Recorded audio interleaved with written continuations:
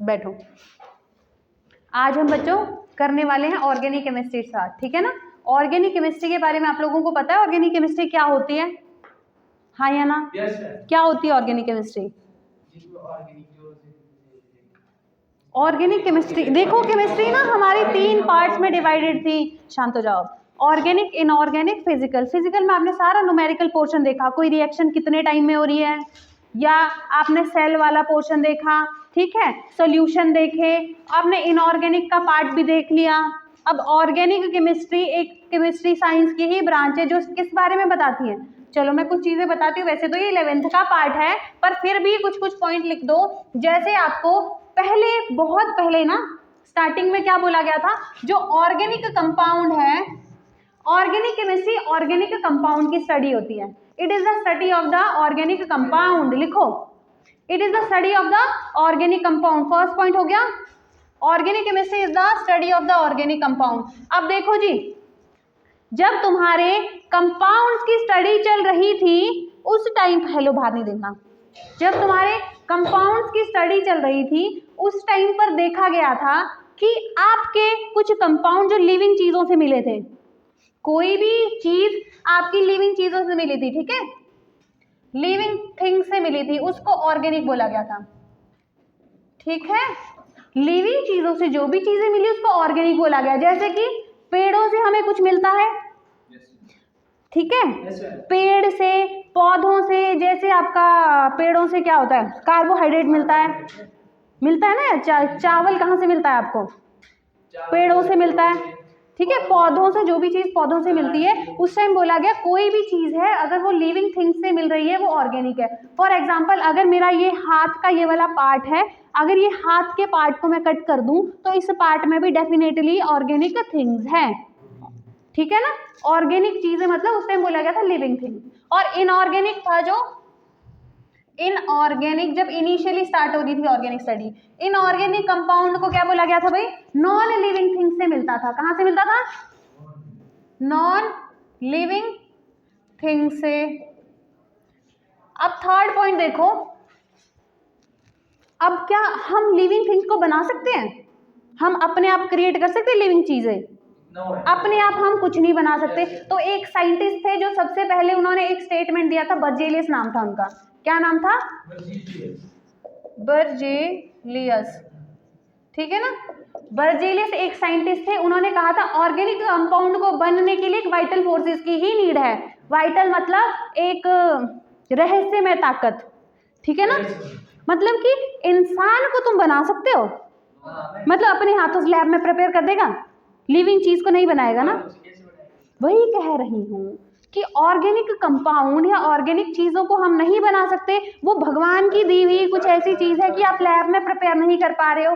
तो उस टाइम पे बोला गया, बर्जेलियस एक साइंटिस्ट थे, कि जो भी ऑर्गेनिक कंपाउंड है वो आप लैब में प्रिपेयर नहीं कर सकते, ठीक है ना। तो इनकी जो थ्योरी थी इसको वाइटल फोर्स ऑफ थ्योरी बोलते हैं, vital force theory of organic compound, ठीक है। फिर इनके ही एक स्टूडेंट थे वोलर। फोर्थ पॉइंट, इनके ही एक स्टूडेंट थे, वोलर नाम था उनका, ठीक है। उन्होंने क्या कर दिया, एक इनऑर्गेनिक कंपाउंड अमोनियम साइनेट से यूरिया बना दिया। चलो इतना तुम्हारे काम का है नहीं पर फिर भी देख लो, ठीक है। एक इनके स्टूडेंट थे जिनका नाम था वोलर, ठीक है। उन्होंने क्या किया, इनऑर्गेनिक कंपाउंड को लैब में ट्रीट करके यूरिया बना दिया। हाँ जी, यूरिया तुम्हारा ऑर्गेनिक होता है। तो ये प्रूफ हो गया कि इनऑर्गेनिक कंपाउंड सिर्फ तुम्हारे वाइटल फोर्सेस से ही नहीं बनते। तुझे क्या चाहिए भाई? यूरिया एक ऑर्गेनिक कंपाउंड था, ठीक है। तो देखा गया कि लैब में भी हम बहुत सारे ऑर्गेनिक कंपाउंड बना सकते हैं, ठीक है। पहले बोला गया जितने भी ऑर्गेनिक कंपाउंड है वो लिविंग थिंग से मिलते हैं और इनऑर्गेनिक नॉन लिविंग से मिलते हैं। फिर बोला गया, बर्जेलियस ने बोला कि हम ऑर्गेनिक कंपाउंड नहीं बना सकते। फिर उनके ही स्टूडेंट थे, उन्होंने इनऑर्गेनिक कंपाउंड को लैब में ले लिया, लैब में लेके यूरिया बना दिया। उसके बाद बहुत सारे ऑर्गेनिक कंपाउंड की डिस्कवरी होती रही। आज की डेट में मिलियंस ऑफ ऑर्गेनिक कंपाउंड है। कितने ऑर्गेनिक कंपाउंड है? ऑर्गेनिक कंपाउंड आपके मिलियंस में है, ठीक है। मिलियंस में ऑर्गेनिक कंपाउंड की हम स्टडी करते हैं। अब देख लो ऑर्गेनिक होता क्या है। अब जैसे जैसे तुम्हें पूछेंगे पहले बोलेंगे पहले स्टेटमेंट ये दी गई थी। उसके बाद आज की डेट में ऑर्गेनिक केमिस्ट्री की बात ऑर्गेनिक कंपाउंड के लिए ये बोली जाती है, इंपॉर्टेंट है। ऑर्गेनिक कंपाउंड या organic chemistry it is the branch of study of carbon और हाइड्रोजन। कार्बन और हाइड्रोजन के कंपाउंड की स्टडी को ही ऑर्गेनिक केमिस्ट्री बोलते हैं। तो क्या है ऑर्गेनिक केमिस्ट्री, बोलो क्या है, इट इज द, बोलो, study of compounds of carbon and hydrogen. Carbon और हाइड्रोजन के जितने भी कंपाउंड है उनकी स्टडी को क्या बोला गया, ऑर्गेनिक केमिस्ट्री। और कार्बन हाइड्रोजन के जो कंपाउंड थे उनको क्या बोला गया, ऑर्गेनिक कंपाउंड। कंपाउंड किसके, कार्बन प्लस हाइड्रोजन के, इसको क्या बोला गया, ऑर्गेनिक कंपाउंड। ठीक है। और कार्बन हाइड्रोजन के कंपाउंड को एक चीज और भी बोलते हैं, हाइड्रोकार्बन। इसको ऑर्गेनिक कंपाउंड भी बोला गया। और क्या बोला गया, जो हाइड्रोजन और कार्बन एटम से मिले हुए उसको हाइड्रोकार्बन भी बोला गया। क्या बोला गया, हाइड्रोकार्बन। ठीक है।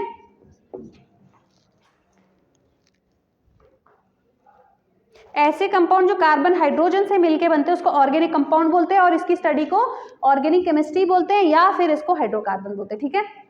ये चीजें हुई थी डिस्कवरी से पहले। ठीक है ना। तो आप देखोगे कि आज की डेट में आप बहुत सारे ऑर्गेनिक कंपाउंड पढ़ते हैं। वुड में कार्बन होता है? कैसे पता चला? इंसान में हम बोलते हैं ना ऑर्गेनिक वेस्ट। जैसे हॉस्पिटल्स में जब तुम लोग जाओगे ना तो जो होता है ना, जैसे आपको आपके कोई पार्ट है जो टूट चुका है, कट चुका है, कुछ एक अलग से ब्लू कलर का होता है वो बकेट, ब्लू कलर का होता है जिसमें ऑर्गेनिक वेस्ट रखा जाता है। ऑर्गेनिक मतलब इंसान के टिश्यू जो चीजें हैं, ठीक है, वो ऑर्गेनिक चीजें होती है। ठीक है ना। तो इसके आगे चलते हैं। वैसे तो ये तुम्हारा 11th का पोर्शन है पर चलो फिर भी बता दिया। ऑर्गेनिक केमिस्ट्री क्या होती है। इनऑर्गेनिक केमिस्ट्री में हमने ना इनऑर्गेनिक केमिस्ट्री पढ़ ली है अभी तक। इनऑर्गेनिक केमिस्ट्री में कोऑर्डिनेशन पढ़ा और क्या पढ़ा, डी एंड एफ ब्लॉक पढ़ा। इन दोनों मैंने तुम लोगों को कहीं बताया कार्बन हाइड्रोजन का बॉन्ड, कोई भी ऐसे कॉम्प्लेक्स पढ़े नहीं पढ़े ना। तो वो इनऑर्गेनिक में कार्बन हाइड्रोजन होता ही नहीं है। तो इनऑर्गेनिक कंपाउंड क्या होते हैं, जिसमें आपके कार्बन और हाइड्रोजन के मॉलिक्यूल की स्टडी नहीं होती। कार्बन हाइड्रोजन के मॉलिक्यूल की स्टडी साइमल्टेनियसली नहीं होती, वो इनऑर्गेनिक कंपाउंड है। एंड में ये आपकी डेफिनेशन आई ऑर्गेनिक कंपाउंड की। ठीक है ना। इनऑर्गेनिक, अरे मतलब ऑर्गेनिक की तो यही आई ना कार्बन हाइड्रोजन से जो एंड रिजल्ट ये रहा। अब देखो सेकंड पॉइंट पे आगे चलते हैं। तो हमने इतने सारे हाइड्रोकार्बन बना दिए हैं, इतने सारे हाइड्रोकार्बन बना। वैसे आपको कैटिनेशन पावर भी पता होगा। क्या होता है कैटिनेशन? कैटिनेशन पावर कार्बन की सबसे ज्यादा। कैटिनेशन मतलब एक कार्बन जो अपने ही कार्बन से बहुत सारे बॉन्ड बनाता रहेगा। कैटिनेशन क्या होता है भाई? It is a property of an element. क्या है ये? प्रॉपर्टी ऑफ एन एलिमेंट, एक एलिमेंट की property. It is the property of element to form bond with itself, अपने आप से बॉन्ड बनाता है, उस प्रॉपर्टी को कैटिनेशन बोलते हैं। जैसे कि मैं कह रही हूं कार्बन, ऐसा तुमने जिंदगी भर इतने सारे कंपाउंड देखे, 11th पास हो चुकी है। एक कार्बन 4 बॉन्ड, इतना तो पता है ना यार। यानी वो कार्बन कितने बॉन्ड बनाता है? 4। क्यों बनाता है 4? कार्बन का एटॉमिक नंबर बताओ जरा पहले, 6। इसको नोबल गैस तक जाना है। नोबल गैस कहाँ है? 10 पर। 10 पे है ना। तो कार्बन के वैलेंस इलेक्ट्रॉन की बात करूंगी, 1 2 3 4 5 6 वैलेंस की बात करते हैं। ये देखो कार्बन 2 और 4। अब देखो कार्बन के वैलेंस में कितने इलेक्ट्रॉन है? बॉन्डिंग में हमेशा वैलेंस इलेक्ट्रॉन पार्टिसिपेट करते हैं। कार्बन के वैलेंस में कितने इलेक्ट्रॉन है? 4। अब देखो 4 बॉन्ड बनाएगा क्यों? ये ऐसा देखा है ना, 4 इसके अपने, 4 यहाँ से ले लिए, 4 ये 4 ये वाले 8, कितने हो गए ये 8 इलेक्ट्रॉन हुए कि नहीं। 2 इसमें अंदर पड़े हुए थे जो मैंने बॉन्डिंग में पार्टिसिपेट नहीं करवाए, 2 अंदर पड़े थे, टोटल कितने हो गए 10, ऑक्टेट पूरा हो गया। हर एक एलिमेंट चाहता है नोबल गैस कॉन्फ़िगरेशन, मिल गया। इसलिए कार्बन मैक्सिमम 4 बॉन्ड बनाता है। कितने बनाता है, कार्बन 4 बॉन्ड बनाता है, देख पा रहे हो, ठीक है ना। तो हम कैटिनेशन की बात करते हैं, it is the property of any element to form the bond with itself. Bond बनाना है अपने आप से ही, बॉन्ड बनाना है अपने आप से ही। और वो मैक्सिमम प्रॉपर्टी किसकी होती है, कार्बन की। कार्बन की कैटिनेशन बहुत ज्यादा होती है। अगर कार्बन की कैटिनेशन बहुत ज्यादा है, कैटिनेशन तो क्या लिखेंगे, because of catenation power, catenation power of carbon बहुत ज्यादा होती है। कार्बन की कैटिनेशन पावर बहुत ज्यादा होती है, बहुत ज्यादा मतलब मैक्सिमम होती है, मैक्सिमम होती है, ठीक है ना, मैक्सिमम होती है। तो ये कार्बन की बहुत लंबी चेन के फॉर्म में बॉन्ड बनाते रहते हैं, बहुत लंबी लंबी चेन तुम लोगों को मिलेगी। तो आपको क्या है, ऑर्गेनिक कंपाउंड, देयरफॉर आपको ऑर्गेनिक कंपाउंड मिलियंस में मिलते हैं। अगर कार्बन बॉन्ड ही नहीं बनाता दूसरे कार्बन से, तो मिलियंस कंपाउंड कहां से मिलते हैं, कैटिनेशन की वजह से मिल रहे हैं। अब देखो, जैसे मैंने ये बना दिया, कार्बन ही है वो, उस सेंटर पे कार्बन कार्बन कार्बन, मैंने बना दिया कुछ ऐसा, लो कार्बन ही है वो हर जगह, ये कार्बन कार्बन कार्बन कार्बन, जो अधूरा है वहां हाइड्रोजन टेप दो, ठीक है। Carbon carbon carbon carbon millions में बन सकते हैं, मिलियंस में। जैसे साइक्लिक हो गए, जैसे एरोमेटिक हो गए, तो बहुत सारे कंपाउंड बन सकते हैं। ऑर्गेनिक कंपाउंड की ही बात कर, सारे ऑर्गेनिक है ये, कार्बन हाइड्रोजन सब में है। मैंने कोई ऐसा नहीं चिपका दिया यहाँ पे कि मैं NH3 की बात कर रही हूँ या वाटर की बात कर रही हूँ। अगर मैं बोलूँ वाटर और अमोनिया, ये कौन से कंपाउंड है, ऑर्गेनिक है, क्यों नहीं है ऑर्गेनिक, कार्बन हाइड्रोजन होना चाहिए, हाइड्रोजन कार्बन का है, तो ये कैसे हैं, इनऑर्गेनिक कंपाउंड। ये सारे ऑर्गेनिक कार्बन हाइड्रोजन वाले, ठीक है, हो जाएगा।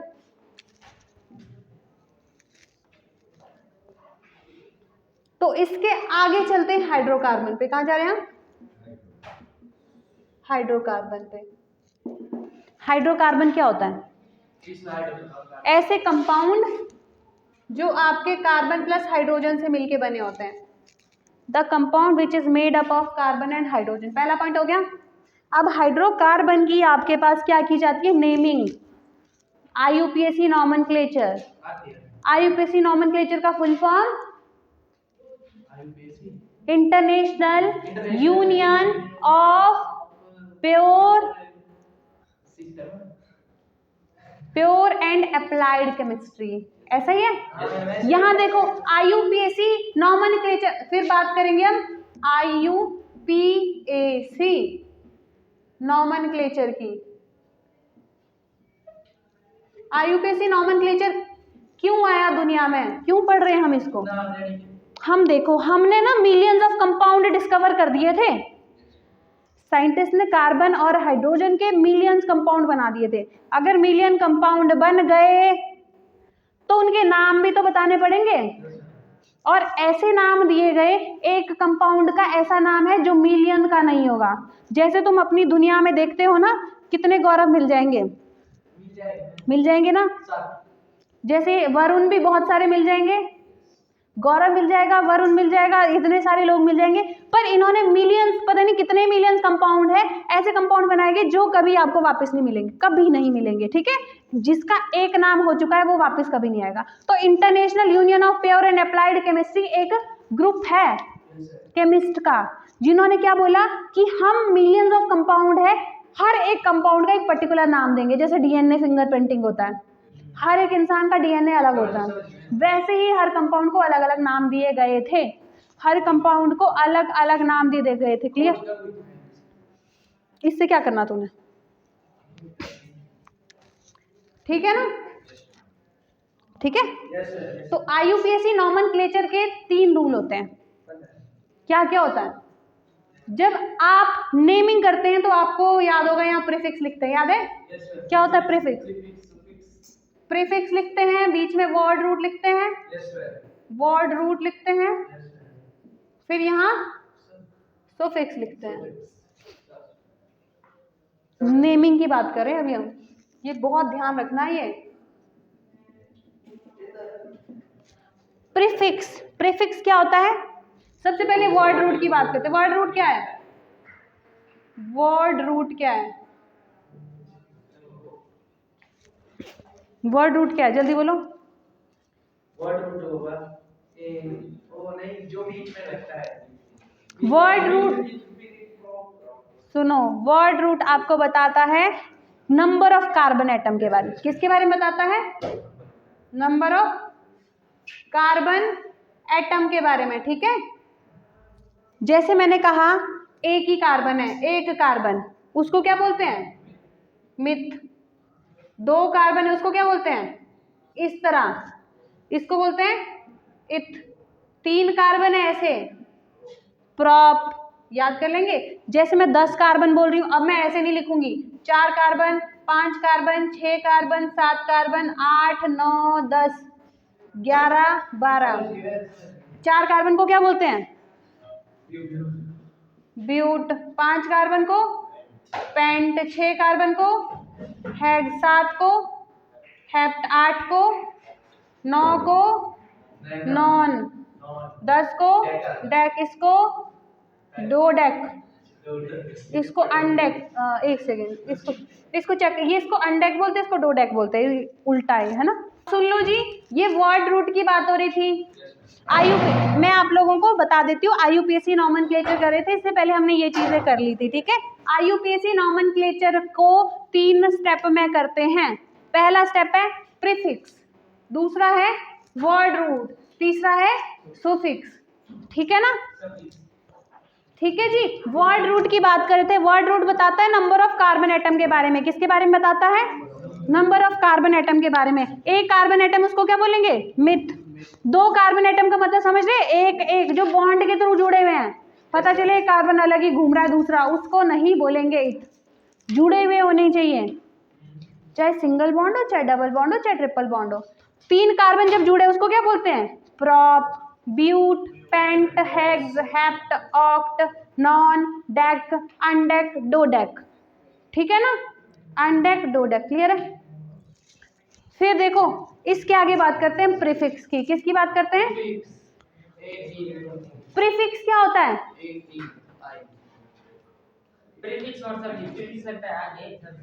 प्रीफिक्स कहाँ लगता है? जब भी हम नेमिंग करेंगे ना, मैंने ना ये ऑर्डर लिखा हुआ है भाई, एक तो ना ऑर्डर देख लो। कभी भी किसी कंपाउंड का नाम लिखना है, सबसे पहले प्रीफिक्स लिखेंगे। प्रीफिक्स का मतलब मेन चेन को छोड़कर, मेन चेन को छोड़कर जो भी कुछ दिख रहा है वो सारा प्रीफिक्स। मेन चेन को छोड़कर, उसको छोड़ के जो भी दिख रहा है वो क्या है? सारा प्रीफिक्स। प्रीफिक्स में भी सिर्फ कुछ ही कंपाउंड आते हैं, जैसे आपका fluorine, chlorine, bromine, iodine, nitro, और आपका ये, इसको क्या बोलेंगे? ये कोई आर ग्रुप क्या है? एल्काइल ग्रुप है। एल्काइल तुम्हारा ये भी हो सकता है CH3O, ये हो सकता है C2H5O, हाँ या ना? इसको बोलेंगे मिथाइल, मिथ ऑक्सी, ये है इथाइल, इथ ऑक्सी। तो ये सारे हमेशा प्रीफिक्स जैसे बिहेव करेंगे। कैसे बिहेव करेंगे? प्रीफिक्स जैसे बिहेव करेंगे। ये देख लो, स्कैन कर लो, ठीक है? और प्रीफिक्स 2 तरीके के होते हैं। साइक्लो भी होता है इसमें, मेन चेन से पहले साइक्लो भी आता है। Cyclo propyl, cyclo propyl, propyl मतलब कार्बन बाद में आ रहे हैं। तो ये प्रीफिक्स ये है। और क्या हो सकता है? साइक्लो भी प्रीफिक्स में जा सकता है। 2 तरह के प्रीफिक्स देख लिए। सुफिक्स भी 2 तरह के होते हैं। सुफिक्स कब आते हैं? ब्यूट के बाद, pent, hex, hept, number of carbon chain के बाद। यहाँ बताओ, इसमें ये 2 तरह के प्रीफिक्स होते हैं भाई। सॉरी, सुफिक्स 2 तरह के होते हैं, ठीक है? सुफिक्स कितने तरह के होते हैं? कौन कौन से?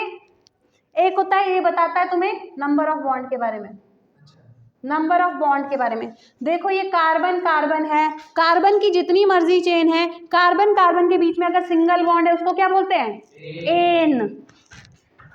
एन। अगर डबल बॉन्ड है तो इन, ट्रिपल बॉन्ड है तो आयन। ठीक है, ऑर्डर देख पा रहे हो कहाँ कहाँ आ रहे हैं? वर्ड रूट के बाद तुम्हारा प्राइमरी सुफिक्स आता है, फिर सेकेंडरी सुफिक्स आता है। सेकेंडरी सुफिक्स में कौन आता है? Functional group. इनको छोड़कर मेन चेन में जो भी कुछ लटका है वो सारा फंक्शनल ग्रुप है। फंक्शनल ग्रुप में कौन कौन से ग्रुप पढ़े थे? एल्कोहल, फिर aldehyde, ketone, carboxylic acid, acid है वो RCOOH, और एस्टर, साइनाइड, नाइट्राइल। ये सारे के सारे ये तुम पढ़ चुके हैं, पर मैं थोड़ा सा बता रही हूँ। चलो एक क्वेश्चन पे आते हैं, ये ट्रेंड पता चल गया? एक क्वेश्चन कर लें।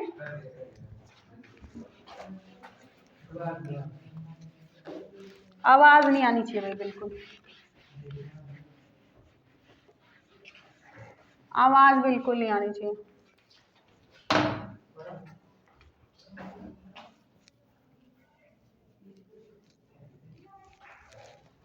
एक क्वेश्चन है आप लोगों के लिए जिसमें कि आपको दे रखा है CH3। अब मैं पूरा CH3 नहीं लिखूंगी, अब तुम अपने दिमाग लगाओ थोड़े।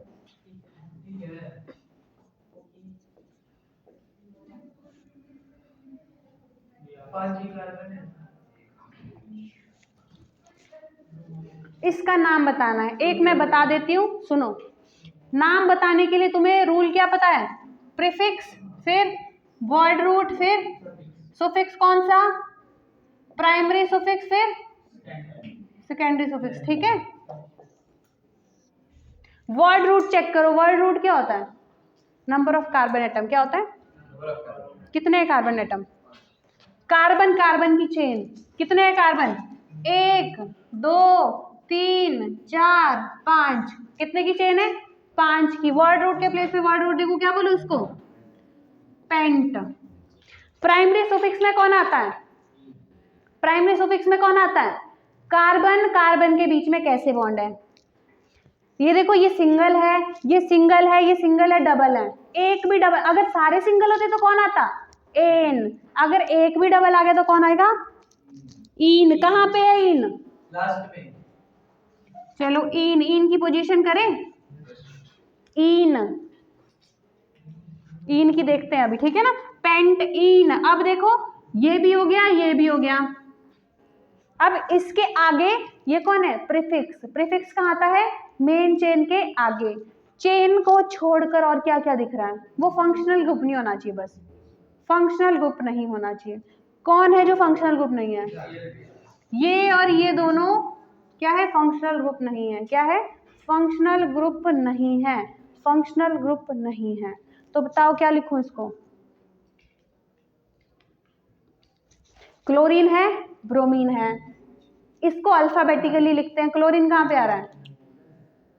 अच्छा चलो, नंबरिंग मैंने बताई नहीं आप लोगों को। नंबरिंग करते हैं आपके फंक्शनल ग्रुप वाली साइड पे। फंक्शनल ग्रुप को सबसे छोटा नंबर मिलना चाहिए। 1 2 3 4 5।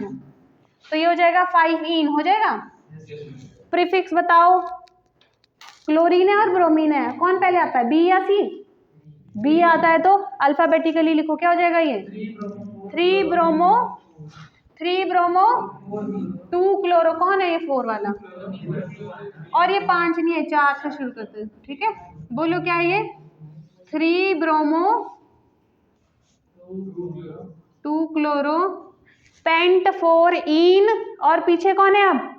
Suffix, secondary suffix. Secondary suffix में फंक्शनल ग्रुप आता है। फंक्शनल ग्रुप कौन है? एल्कोहल। कौन सी जगह पे एल्कोहल? 1 ओल। तुम्हें पता है ये तुम्हारा फंक्शनल ग्रुप है। फंक्शनल ग्रुप के 2 नाम होते हैं। अगर वो एज अ प्रीफिक्स लिखा जाए तो हाइड्रोक्सी लिखा जाएगा, अगर एज अ फंक्शनल ग्रुप लिखा जाए तो क्या लिखा जाएगा? ओल। सेकेंडरी सुफिक्स लिखा जाए तो ओ लिखेंगे, प्रीफिक्स लिखेंगे तो हाइड्रोक्साइड लिखेंगे। ठीक है, समझ गए? हाइड्रोक्सी। अरे सुफिक्स लिखा है यार। अरे तो जब कोई दूसरा बड़ा इससे अच्छे प्रेफरेंस वाला फंक्शनल ग्रुप आएगा। ठीक है, एक क्वेश्चन और दे दूं।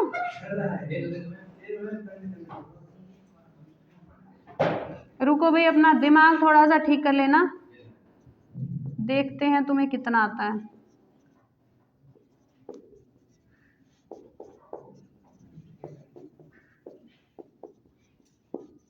लिखो इसका नाम। अच्छा, ये चीज याद रखना, ये जो CH3 है ना, ये भी तुम्हारा हमेशा प्रीफिक्स में आएगा। इसका नाम क्या है? इसका नाम क्या है? एक कार्बन है। अगर एक कार्बन के सारे हाइड्रोजन को जोड़े तो उसको मीथेन बोलते हैं। एक हाइड्रोजन निकल गया तो मिथाइल। ये क्या है? दो कार्बन वाले को क्या बोलते हैं? इथेन बोलते हैं। इथेन का एक हाइड्रोजन निकल गया, इथाइल। ये सारे प्रीफिक्स है। करो इसको जल्दी। अरे यार, हेक्सेन बोलो क्या है? तू कर तो ले नीचे। करना क्या है?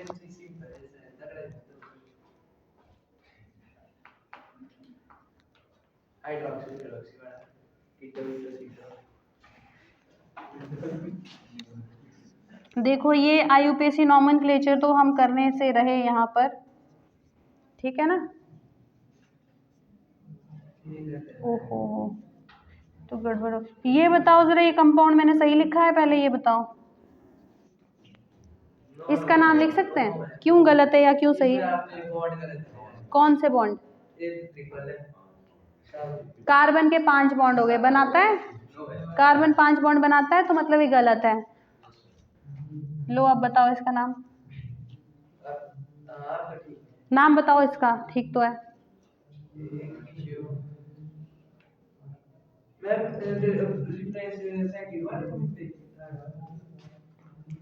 अच्छा, फिर और लगा दो।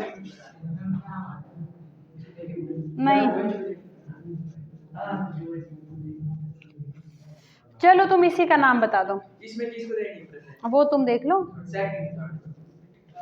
दो को देते हैं। देखो, आप लोगों को जब प्रेफरेंस वाला ग्रुप याद होगा, सबसे बड़ा प्रेफरेंस किसको दिया जाता है? मैक्सिमम प्रेफरेंस दिया जाता है किसको? कार्बोक्सिलिक एसिड को। किसको दिया जाता है? एसिड को। फिर सल्फ्यूरिक एसिड को, H2SO4 इसको। फिर किसको दिया जाता है? एस्टर को। किसको दिया जाता है? एस्टर को। एस्टर आता है ना लिखना, RCOOR। फिर एसिड एमाइड को। किसको? एमाइड क्या होता है? RCOONH2। फिर किसको दिया जाता है? फिर किसको दिया जाता है? एमाइड के बाद किसको दिया जाता है? एल्डिहाइड। ये R ग्रुप किसी से अटैच्ड है। एल्डिहाइड के बाद दिया जाता है कीटोन को। कीटोन के बाद किसको दिया जाता है? इसके बाद दिया जाता है आप लोगों का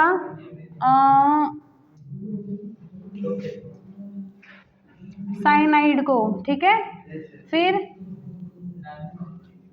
इसको। फिर एंड में ये ध्यान रखना, डबल बॉन्ड को ज्यादा, फिर सिंगल बॉन्ड को, फिर सब्स्टिट्यूएंट। ये थोड़ा ध्यान रखना, सबसे ज्यादा प्रेफरेंस कहाँ मिलेगा? फिर सब्स्टिट्यूएंट तो सबसे लास्ट में। इनके अकॉर्डिंग तो नेमिंग नहीं होगी, किसके अकॉर्डिंग होने वाली है? डबल या ट्रिपल बॉन्ड के अकॉर्डिंग। कहाँ से नंबरिंग करें? डबल बॉन्ड से। तो यहाँ इसको नंबर 1 2 3 4 5 करो इसको। पेंट।